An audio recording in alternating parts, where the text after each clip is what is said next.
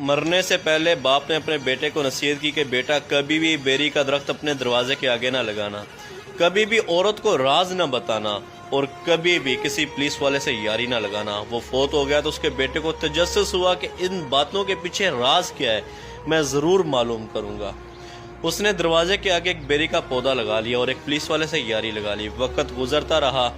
وہ پودا درخت میں تبدیل ہو گیا اور پولیس والے سے یاری بھی اس کی گہری ہو گئی۔ ایک دن وہ ڈیرے پہ گیا، اس نے وہاں بکرا ذبح کیا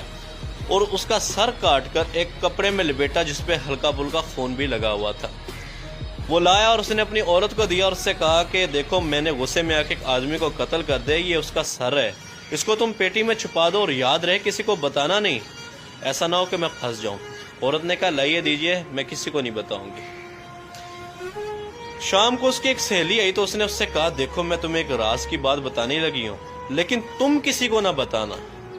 کیونکہ تم میری اچھی دوست ہو، میں تمہیں بتا رہی ہوں، تم کسی اور کو نہ بتانا کہ میرے بندے نے قتل کر دیا، سر کاٹ کے لایا، وہ میں نے پیٹی میں رکھ دیا ہے، دیکھو میں نے تمہیں اپنا راز دیا، تم کسی اور کو نہ بتانا۔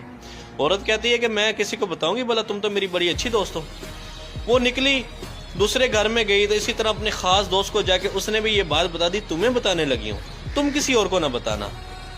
کیونکہ وہ بھی میری بہت اچھی دوست ہے، تم بھی میری بہت اچھی دوست ہو، صرف تمہیں بتا رہا ہوں۔ اسی طرح ایک ایک کرتے کرتے شام تک پورے گاؤں میں بات پھیل گئی کہ فلانے شخص نے قتل کیا اور اس کا سر پیٹی کے اندر پڑا ہے۔ شام ابھی رات ہوئی نہیں تھی کہ پولیس والا گاڑی لے کے اس کے دروازے پہ پہنچ گیا، اور دروازے پہ جیسے پہنچا اور باہر سے دروازہ کھڑکایا، فلانے باہر نکل، ہمیں پتہ چلا کہ تو نے قتل کیا ہے۔ جیسی وہ بندہ گھر سے باہر نکلا تو گھر کے آگے بیری کا